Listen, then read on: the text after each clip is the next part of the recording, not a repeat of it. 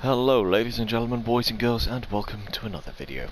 Now in today's video we're going to be having a look at the Orb Exploiter.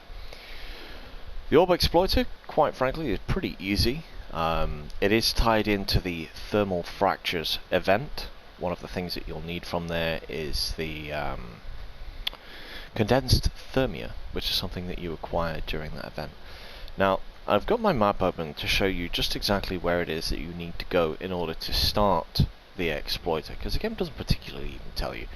But this section over here, where I've got a lock pin set that you can see says Exploiter over here, the reason for that is just honestly ease. When I come in here I just want to get into my Arc Ring and fly over there. Plus it means I never forget where it is, because again the game doesn't particularly actually tell you where the thing is. But yeah, so it's all the way over here in the roughly the top right corner of the map, and you just simply want to come over here, and there's a little cave that you can go in just down here, and this is where we start the Orb Exploiter. Now to those who haven't done this at all, not tried to do this, not done much of the story, there will be spoilers. Mostly from the dialogue that you hear from certain characters that you meet on Fortuna, talking back and forward to the Exploiter and, well, themselves. One thing to note here, there is still a bug, at least on console, where if you go into your operator in this section of the map, it can break the mission. Also, if your companion doesn't come through the damn door before it closes, they will be stuck there forever. So just make sure that you get your companion through and don't go into your operator. The next thing, now this was a bizarre one, most people don't seem to show where this is for some reason. This is actually the thing that you use to start the mission. It's just up here, so as you come through the door, come up onto this balcony, and it's this console here. You'll see it states that it requires thermia condenser. Oh, it is the thermia condenser and it requires diluted thermia. So again, on console right now, just press square, start the thing.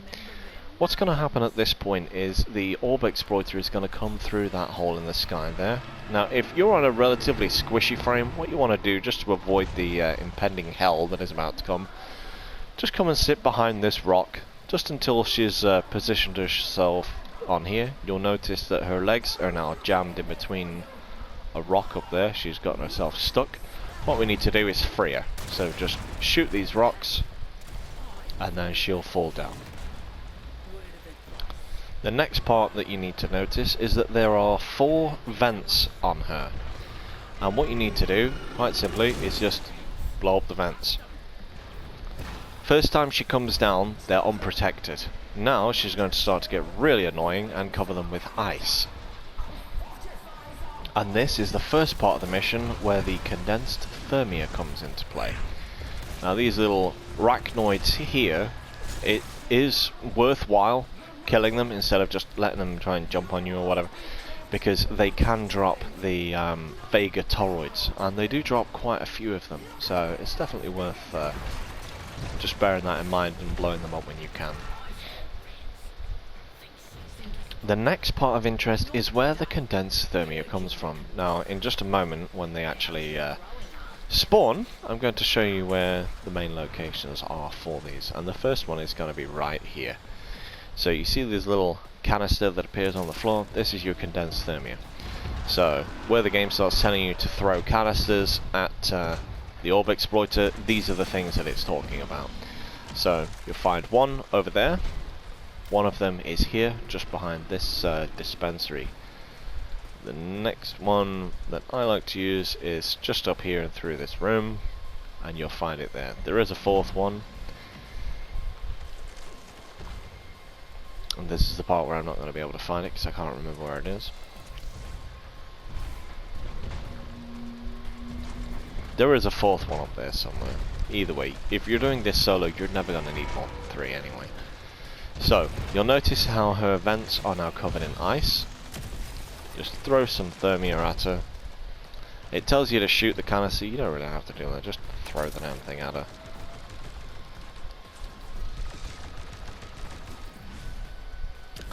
When you go to shoot the canisters, you'll be able to see that there is a little line that traces where it's going to land. Oh, okay, for some reason it changed my gun. That's kind of annoying.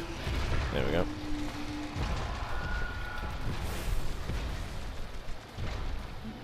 So now that we've broken her first thing, she's going to do another spawn of these little arachnoids. Like I said, just smash these to pieces. They're really easy to kill. Just break them to bits. And like I say, you can get Vega turrets for them. We've not been particularly lucky this time. Doesn't seem to be any spawning, in fact. And just throw some more thermia at her. Blow up the next exposed vent. And at this part, she's going to start to run away, effectively, and then she's going to get stuck up there. Now she's going to start pooing out these annoying little arachnoids that dispense coolant instead of just the Vega arachnoids, and they look like this. Annoyingly, unlike the Exploiter, they are not weak to corrosive, they're highly resistant to it, in fact, and you want radiation. So at the end of this mission, I'll show you the arsenal that I'm working on. Or working with, rather. This one is slightly important just to get the elemental types right, because the resistance is really quite high. But effectively you just want to use corrosive for any time you want to hit the Exploiter herself, and radiation for everything else that you see on the map. While the little mite arachnoids don't really matter, because honestly they don't have any HP anyway.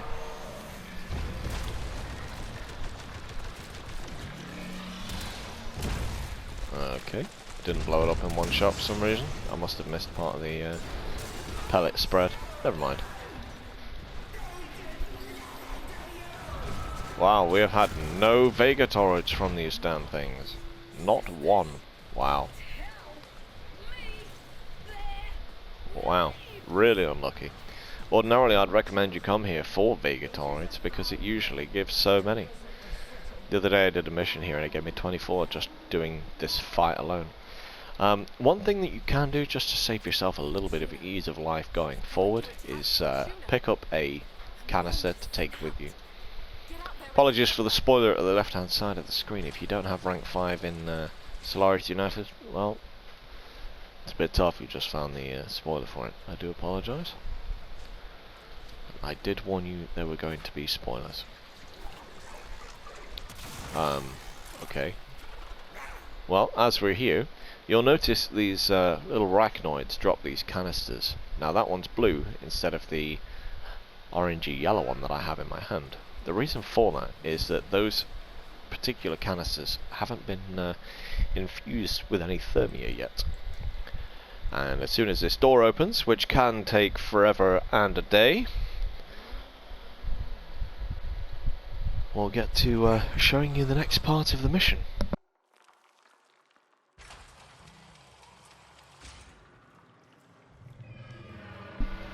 Okay, so now that we're in this part, we just need to come back out of this cave that we came in to start the thing.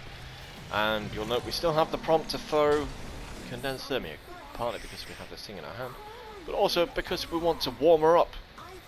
So just throw your canisters at her. At this point, this is where I'd recommend, preferably if you can make one, a kit gun, just so you've got infinite ammo, you don't have to deal with reloading and things like that. Because there are going to be an awful lot of these damn arachnoids, and if you can, you want to try and stop them before they get close enough to her to throw their coolant at her. If you want to use a secondary weapon to smash the parts on the Orb Exploiter and then use a sniper rifle, that would also be a pretty good idea.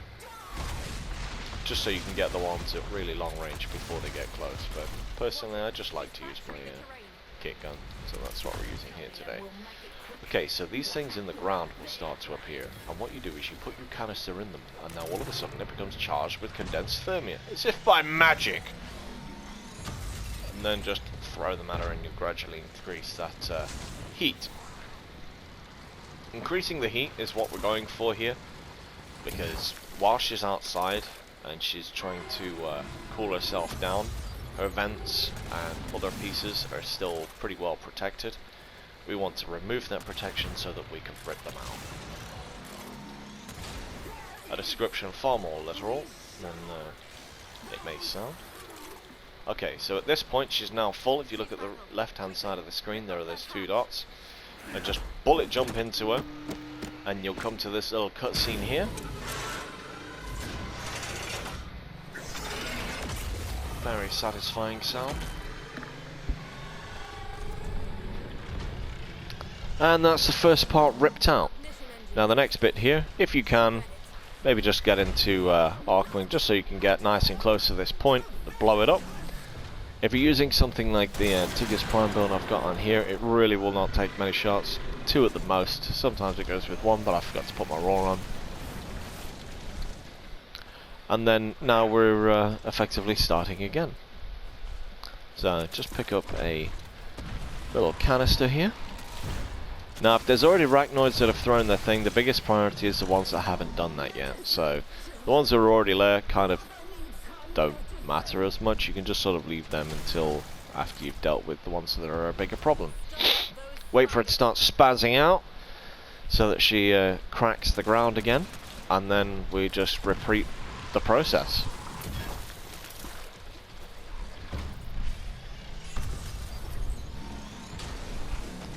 And every time you kill a arachnoid before it gets too close to her, they will drop one of these little canisters.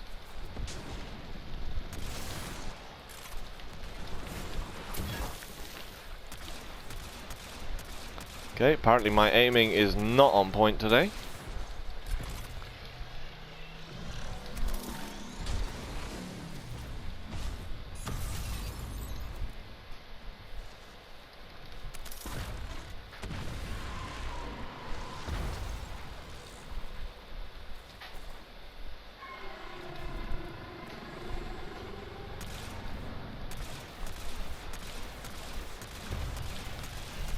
Oh my god.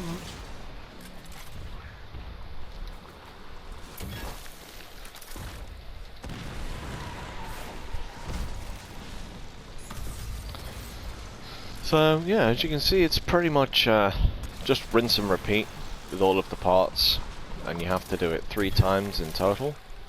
So we've done it the first time. Now just keep shooting the arachnoids, preferably before they get within range. Which, when you're working as a team, is really not a problem, especially if you've got somebody running around as a Titanier. You can just rip these arachnoids to shreds before they have any hope of getting anywhere near her. You'll notice when she starts punching the ground and sort of losing her marbles a little bit, that her heat goes down. That's only temporary. That's part of her expending heat. And that's why I use these little crevices in the floor that are spewing out this thermia in order to heat her back up again. So she cools herself down by creating these little fissures, and then effectively we just throw it back at her anyway.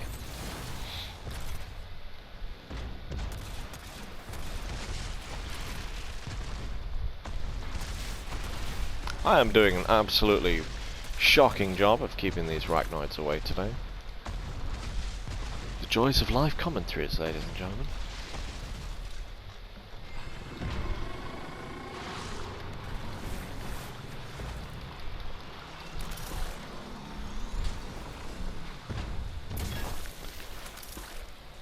Okay, she's starting to get pretty close.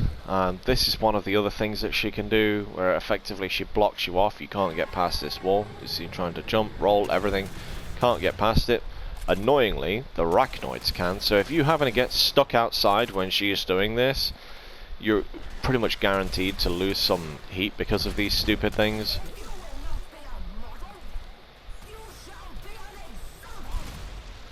Once she hits effectively kind of a critical mass with regards to her heat, it'll just keep going up regardless of what happens. No matter how many times she punches the ground, it will still just keep going up and up. And this mainly happens after she's done her little fire blast thing where she blocks you out. Once again, once it gets to that point where she's got those 2 dots, bullet jump into her and rip out the part again.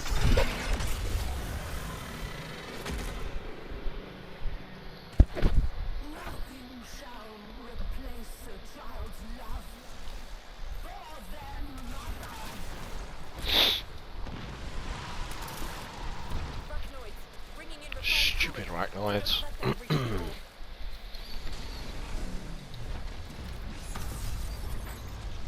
Okay, now at this point, let's get back in our Arcwing and then just blow up the vent. It would be really helpful if I remember to use my raw so I could one-shot the thing, but you know, we're doing really well today. Hopefully, if nothing else, despite my ham-fisted attempt at this run, it's at least somewhat helpful with regards to how to deal with the mechanics. But like the title of this video will be, the whole point of this is to do it with as least effort and stress as possible. So we're just taking a nice chilled approach just to get the thing done. When it comes to speedrunning, or at the very least quicker aspects than this, Inaris isn't necessarily the best for that. Like say something like Titania would probably be preferable, just so you can fly around the map really fast, just take out the arachnoids before they have any chance of getting anywhere nearer. Sometimes you'll notice random little corpus units join. If they put down a beacon right near you, it's worthwhile just to get rid of it, because having nullifiers thrown in the mix can be really quite irritating. So if you do see one of those, just try and get rid of it, but usually you'll just get the odd little random corpus enemy turn up and try and get involved.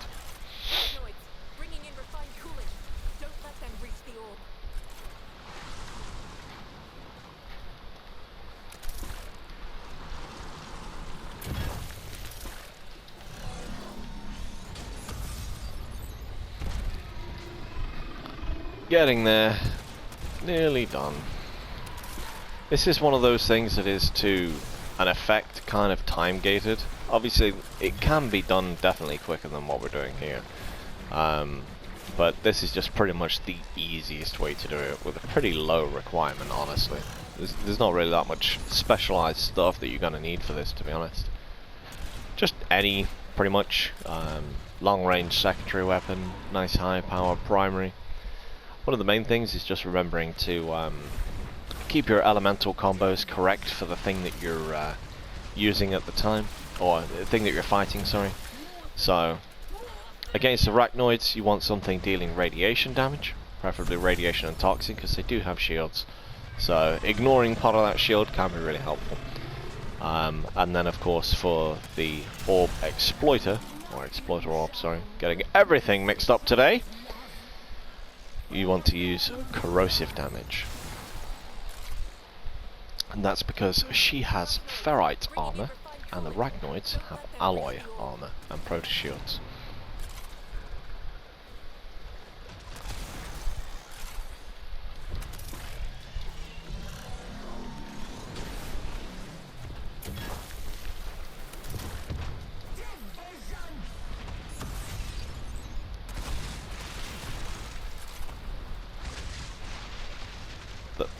Oh, there it is.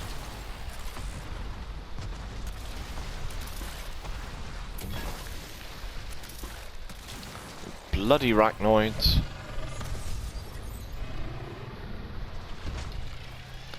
So, in theory, the more you, I don't know, if effectively kind of like screw up and let them get to her, the more heat that she manages to bleed off. It's not a massive amount, but it definitely does help if you can manage to stop these things from getting to her. So here we go, we're just about to do the last part now. We're going to rip off her face and enter into the last phase of this particular mission, pick up our rewards, and then we're done.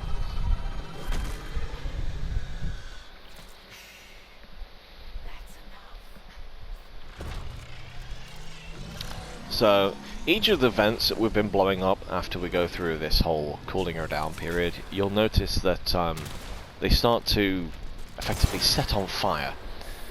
And that effectively is just your cue as to which parts you need to break.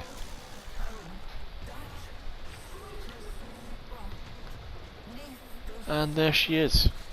Easy as that. Now obviously for this particular run I've used my Inaris. There's a couple of different reasons for this. One of the main ones being he's a pretty easy character to make status immune. Now here she is going to explode, so I'd recommend if you got your operator, just sit and hide in void mode, just save you having to go anywhere. I came out a little bit too quickly, but thankfully Anaris is ridiculously tanky. But you'll notice my pet has, what was it, like 17,000 health, and it was still enough to one-shot that. I think the idea is pretty much anything that's unarmored or doesn't have damage resistance dies instantly to that blast. But yeah, typically if you want to, you just pick up yourself and then run. Now that we're finished, you can kind of keep going with it, but sometimes it can be a little bit buggy, so I find personally it's just best to take that extra minute, maybe go for a break, you know, pop back into Fortuna just to make sure it saves your rewards before you go back at it again. Main reason that you would want to repeat this as much as you can is mostly for the toroids that it gives you. They're the highest reward, well, payout toroids so far as standing with Little Duck goes. So the next biggest would be the Charisma toroids that come from the Profit Taker in my earlier video, and these ones are the Lazulite toroids. Now I'll just quickly show you how much these give at Little Duck and why on earth you would want to put yourself through doing this mission. So if you just go and talk to her here and trade toroids for standing, you'll notice that the Lazulite ones pay 12,000 each. Just for doing that quick little mission, 12,000. And that, for the main reason, is why you'd want to do it. Plus, of course, Hildrin does come from the Exploiter Orb, so if you haven't got Hildrin yet, that's where you would get it from. Just to round out the video, just have a quick look at the particular setup that I'm using. So I choose to use an RS Prime for this particular variant. If I'm doing it solo and I'm tired, I can't be bothered to do a speedrun variant, I'll just use my Anaris. So pretty basic build, just maximum possible HP using Negation Swarm. This is really important. What this will do is it will stop you being affected from the cold procs. And cold procs can be really irritating because every time she puts down that snow on the floor or moves, you just get knocked down and slowed. It's just a real pain in the backside. So just pop on Negation Swarm if you're using an RS and you'll be perfectly fine. Everything else just survivability, typical max HP and RS build, nothing special here. Next thing on the list is your primary weapon. The only comment I would really say about this is the Orb Exploiter is kind of weird. Not only is she 100% status immune, she is also crit immune when it comes to breaking her vents, which is a bit of a strange thing. Now you'll have noticed in the last part when you get outside that you can inflict critical hits when her ports effectively set fire.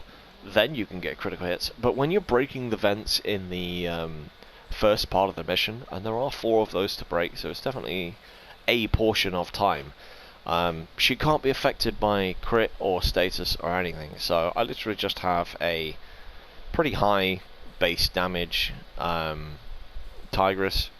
Typically it blows up the vents in one shot unless you miss, or some of the pellets, because it is a shotgun. There's 22 shots coming out. If you do miss some of it, then of course that's not going to kill it in one, but otherwise it does. My kit gun I like to use for anything that's radiation based, honestly.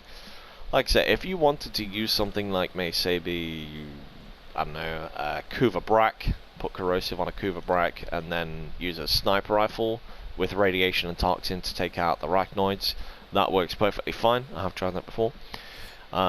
Whatever melee weapon, it doesn't matter, either this or your amp, just to blow up the little mite arachnoids as quickly as possible.